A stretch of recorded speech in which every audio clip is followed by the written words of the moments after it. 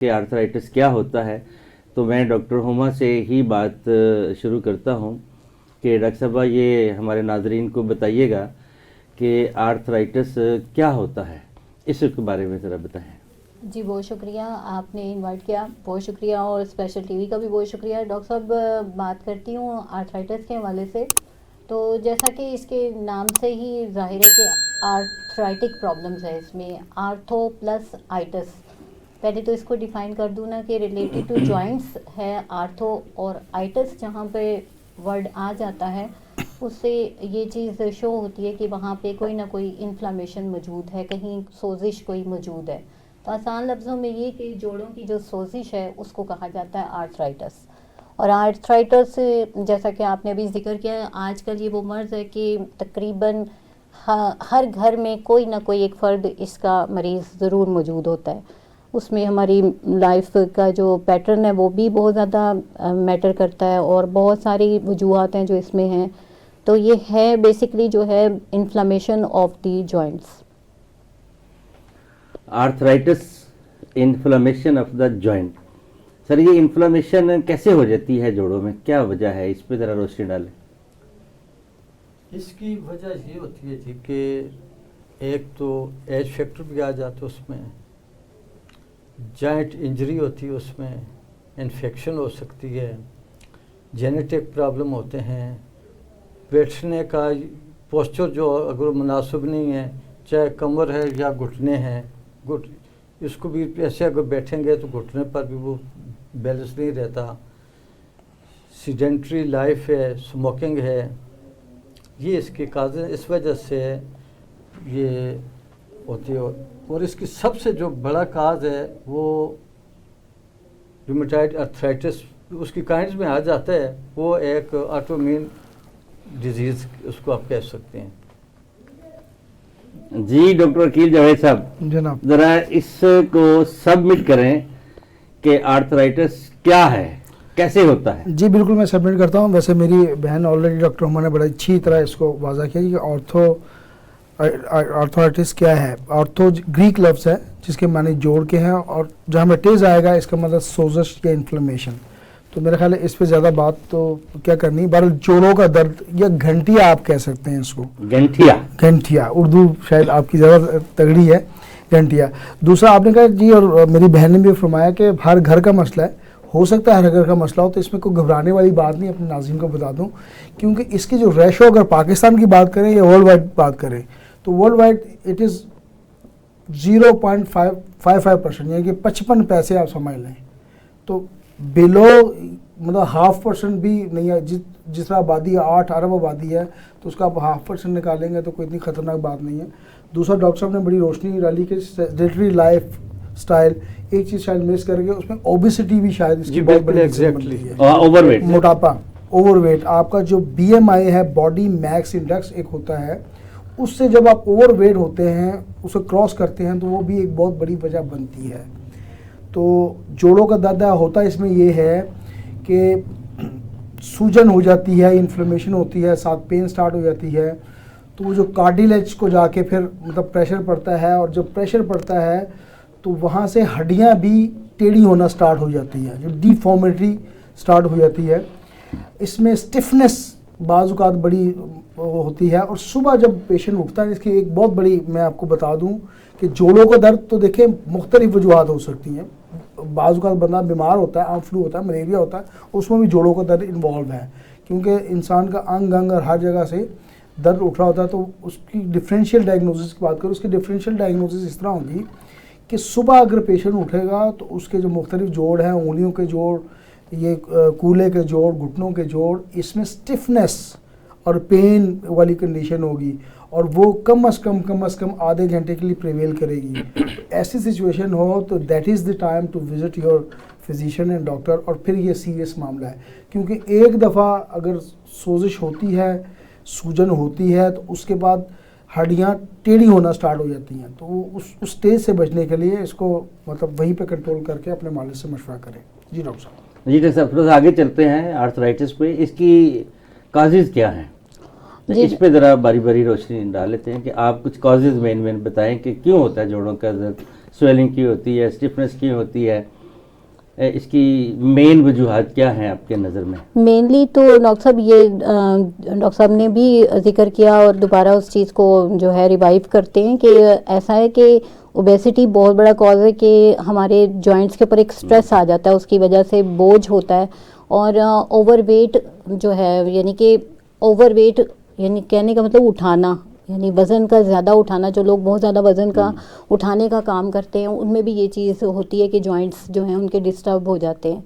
फिर जो स्पोर्ट्समैन होते हैं उनमें भी ये चीज़ होती है, उनका बहुत ज़्यादा ओवर यूज़ होता है जॉइंट्स का, तो वो भी प्रॉब्लम करते हैं। इसके अलावा जो इमोबाइल जो लाइफ है, सेडेंट्री लाइफ जो है, वो चूँकि लैक ऑफ एक्सरसाइज होता है, रूटीन में नहीं ये चीज़ होती, तो ये चीज़ भी जो है बहुत ज़्यादा मैटर करती है इस चीज़ में। इसके अलावा और बहुत सारी कॉजेज़ हैं, उसमें इमोशनल स्ट्रेस भी आ जाता है और कुछ बैक्टीरियाज हैं, कुछ वायरस हैं जो अटैक करते हैं ऑटो इम्यून सिस्टम की, जैसे बात हुई, क्योंकि इसमें जो इसकी टाइप्स हैं, कुछ टाइप्स ऐसी हैं कि जो ऑटो इम्यून सिस्टम को हमारे डिस्टर्ब करती हैं।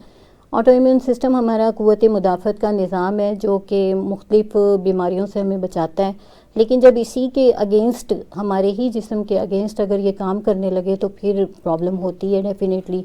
और जैसा कि अभी रूमेटाइड आर्थराइटिस की बात हुई, तो ये पर्टिकुलरली ऑटो इम्यून जो हमारा सिस्टम है उसके डिस्टर्ब होने की वजह से हो जाती है। और डॉक्टर साहब ने अभी जो बहुत अच्छी सिम्टम बताई कि ऐसा होता है कि सुबह के टाइम उठते हैं और स्टिफनेस बहुत ज़्यादा जॉइंट्स में होती है और मूव नहीं हो पाते, तो ये पर्टिकुलरली रूमेटाइड आर्थराइटिस की सिम्टम है कि इसमें ऐसा होता है कि पेशेंट जो है ना वो 30 मिनट तक और या इससे ज़्यादा की कंडीशन उसकी अगर ये रहती है और कम से कम 6 माह से ये सिलसिला जारी है, या यानी 6 हफ्तों से अगर ये सिलसिला है ना, तो 6 हफ्ते लगातार अगर पेशेंट ये चीज़ फेस कर रहा है कि वो सुबह उठता है और उसके जॉइंट्स में स्टिफनेस होती है, पेन होती है, वो मूव नहीं कर पाता, उसको प्रॉब्लम फील होती है, तो उसको ज़रूर ही विज़िट करना चाहिए डॉक्टर के पास।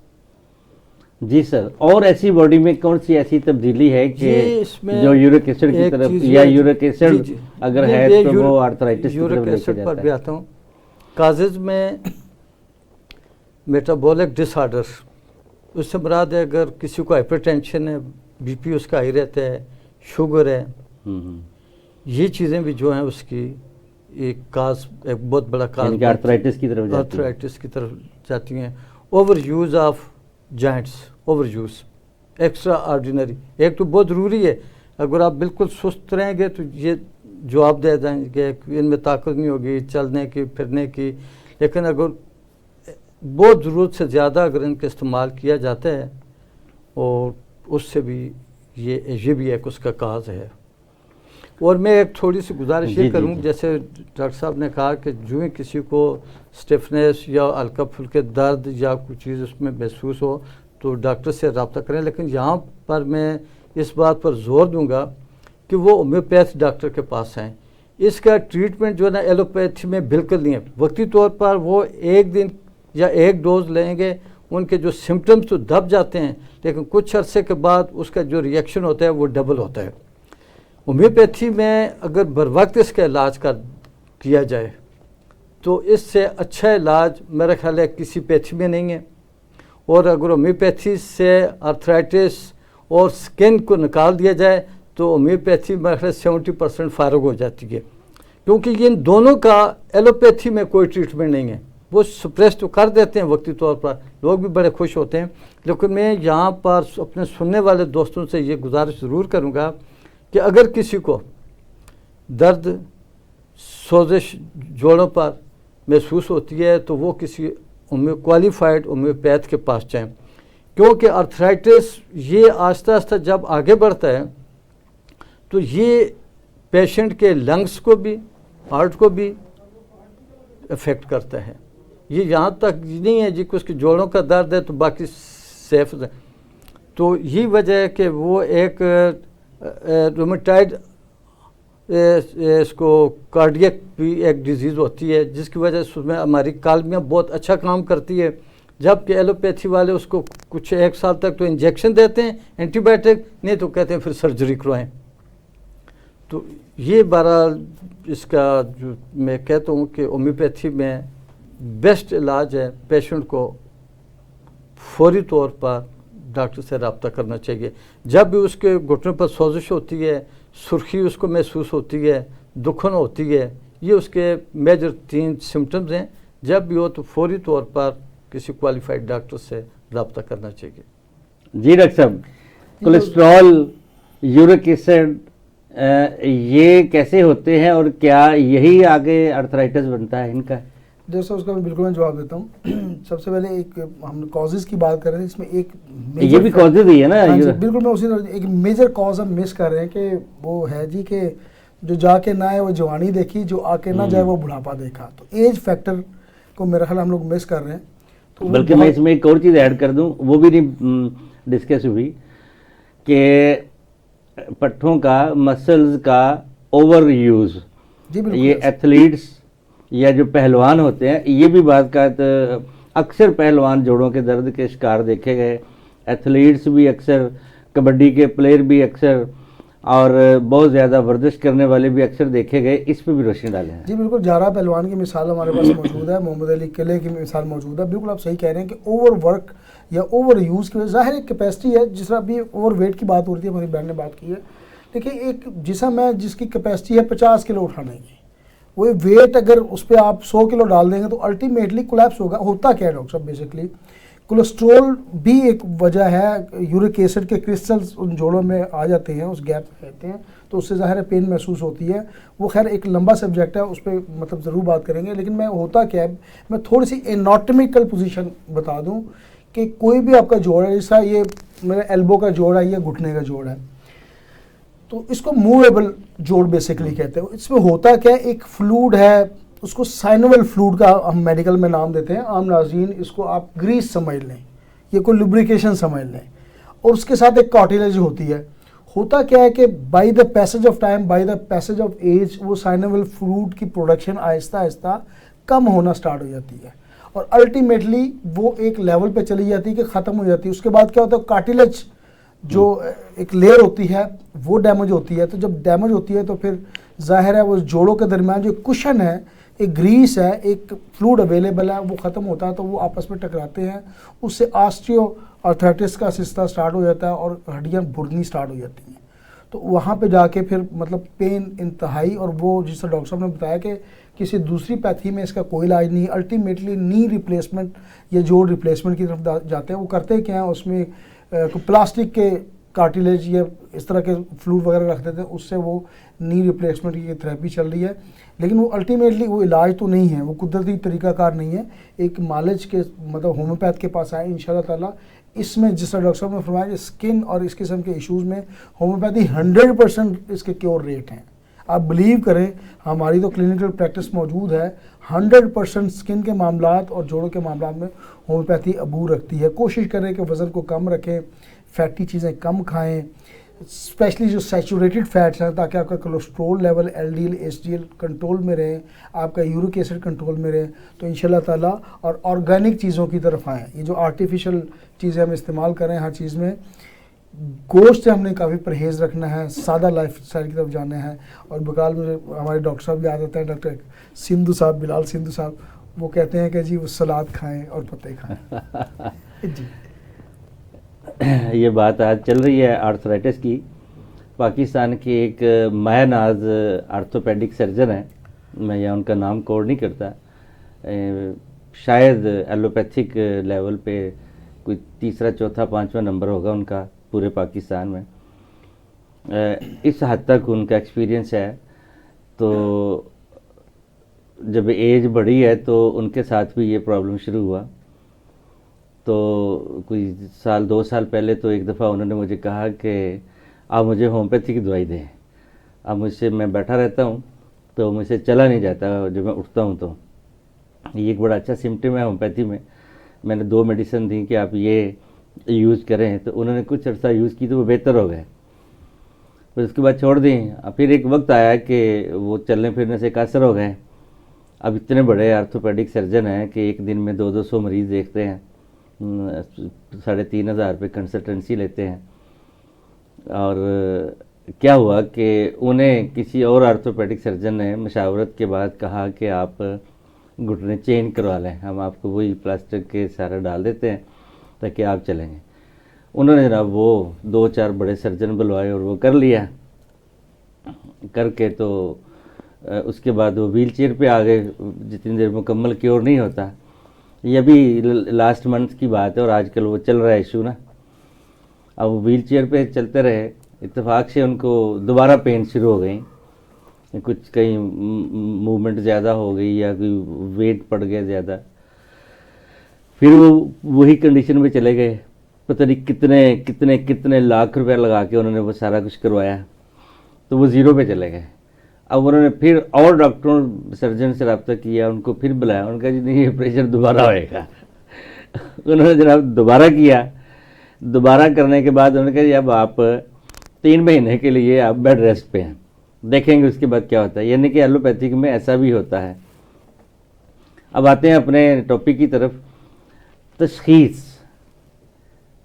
आर्थराइटिस की तशखीस, एक पेशेंट आता है तो एक होम्योपैथिक डॉक्टर उसकी कैसे तशखीस करता है? कोई टेस्ट होता है, कोई लैब टेस्ट है, क्या होता है उस बारे में ज़रा बताएं।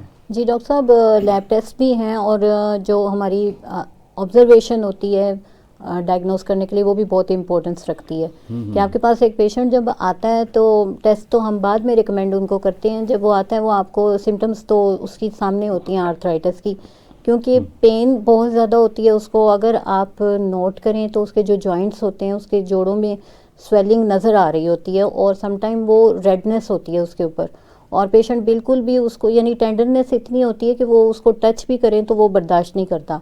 ये कुछ सिम्टम्स होती हैं कि जो सामने ही होती हैं, और फिर हम उसको उसकी मोबिलिटी को चेक करते हैं कि वो कितना मूव कर सकता है। इसको एवेल्यूएट किया जाता है, उसको मूव करवा के देखते हैं। अगर उसका एल्बो जॉइंट में पेन में है तो उसको बाजू को मूव करने को कहते हैं।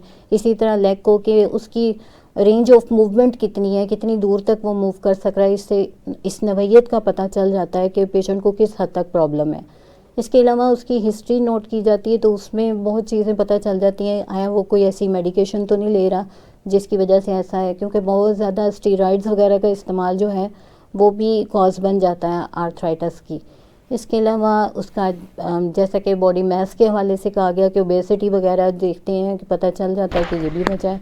फिर बहुत सारी और कॉजेज़ जो हैं वो सामने आती जाती हैं जब हम केस टेकिंग उसकी करते हैं, हिस्ट्री लेते हैं। इसके अलावा इनकी फैमिली हिस्ट्री में अगर ये चीज़ मौजूद हो तो डेफिनेटली ये चीज़ जो है आ जाती है। इसमें जेनेटिक भी थोड़ा सा होता है प्रॉब्लम, और स्पेशली ये वहाँ पर जहाँ पर रूमेटाइड आर्थराइटिस का प्रॉब्लम हो तो वहाँ पर भी ये चीज़ आ जाती है। फिर आपने बात की टेस्ट के हवाले से, तो टेस्ट में फिर हम ये करते हैं कि उसका एक्सरे भी जो है वो हेल्पफुल होता है। CBC करवाते हैं, उसमें भी बहुत सारी चीज़ें आ जाती हैं।